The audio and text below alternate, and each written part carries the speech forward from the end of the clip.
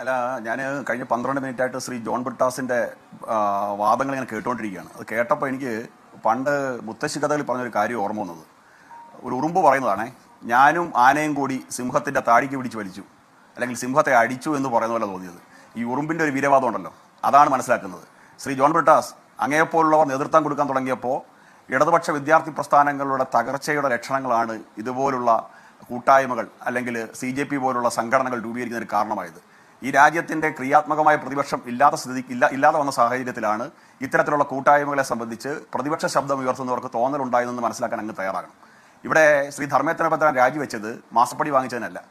ഇവിടെ ധർമ്മേന്ദ്ര പ്രധാൻ രാജിവെച്ചത് കരുവന്നൂർ മോൾ ബാങ്ക് കൊള്ള നടത്തിയ പേരിലല്ല. ധർമ്മേന്ദ്ര പ്രധാൻ രാജിവെച്ചത് ബന്ധു നിയമനത്തിൻ്റെ പേരിലല്ല, അല്ലെങ്കിൽ ഭ്രൂണഹത്യയുടെ പേരിലല്ല, രാഷ്ട്രീയ ധാർമ്മികതയുടെ പേരിലാണ്. ധർമ്മേന്ദ്ര പ്രധാൻ പടിയിറങ്ങുമ്പോൾ ജോർജ് ബ്രിട്ടാസ് രാഷ്ട്രീയം മാറ്റി സംസാരിച്ച് അങ്ങേക്ക് പറയാൻ സാധിക്കും, ഈ രാജ്യത്തിൻ്റെ വിദ്യാഭ്യാസ സമ്പ്രദായത്തിൻ്റെ പരിഷ്കരണത്തിന് ഏറ്റവും കൂടുതൽ സംഭാവന നൽകിയ ഒരു വിദ്യാഭ്യാസ മന്ത്രിയായിരുന്നു അദ്ദേഹം.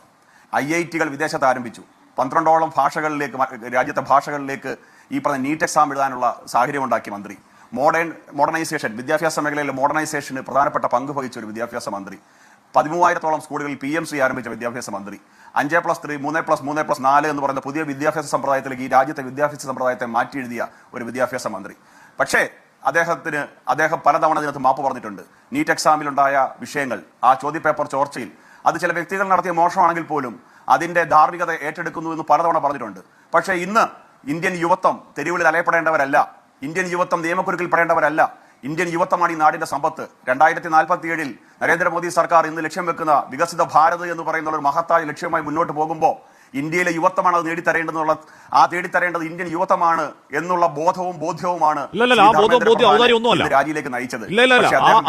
ബോധ്യവും കേന്ദ്ര സർക്കാർ ഔദാര്യം ഒന്നുമല്ല സാർ രാജിയിലേക്ക് നയിച്ചത്. രാജിയിലേക്ക് നയിച്ചത് കുട്ടികളെ അടിച്ച് മണ്ട് കയറാൻ നോക്കി. 12 മിനിറ്റ് കുട്ടികൾ പിന്നോട്ട് പോകാൻ തയ്യാറാവുന്നില്ല. നിങ്ങളുടെ മണ്ട് നിങ്ങളുടെ കാൽച്ചുട്ടി ഒഴുകി പോകുന്ന അപകടമാണെന്ന് മനസ്സിലായി. RS അടക്കം പറഞ്ഞു ഗതികെട്ട് കുട്ടികളെ കേൾക്കെന്ന് പറഞ്ഞു.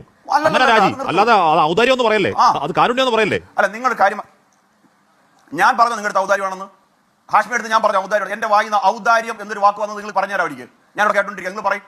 ഞാൻ പറഞ്ഞോടെങ്കിൽ ഔദാര്യമാണെന്ന്. ഔദാര്യം എന്ന വാക്കില്ലെങ്കിലും ഈ കുട്ടികൾ, അയ്യോ ഈ കുട്ടികൾ കേസിൽപ്പെട്ട് പോകുന്നല്ലോ, അയ്യോ ഈ കുട്ടികൾ സങ്കടപ്പെടുന്നല്ലോ, അയ്യോ ഈ കുട്ടികൾ തെരുവിൽ വെയിൽ കൊള്ളുന്നല്ലോ, അയ്യോ ഈ കുട്ടികൾ തെരുവിൽ മഴ കൊള്ളുന്നല്ലോ, അതുകൊണ്ട് അവരെ കഷ്ടപ്പെടുത്താൻ രാജിവെച്ചു എന്ന് പറഞ്ഞാൽ ഔദാര്യം എന്ന വാക്കിന്റെ അർത്ഥം താങ്കൾ ആ വാക്ക് പറഞ്ഞില്ലെങ്കിലും. ഹാഷ്മി താജ് ഇബ്രാഹിം, ഞങ്ങളെന്തോ അന്യഗ്രഹ ജീവികളാണോ BJP-കാരെല്ലാവരും? ഞങ്ങളെല്ലാം മറ്റൊരു ഗ്രഹത്തിൽ നിന്ന് വന്ന് ഇവിടെ താമസമാക്കിയ ജീവികളാണ്. ഞങ്ങൾക്കും ഇല്ല കുട്ടികൾ.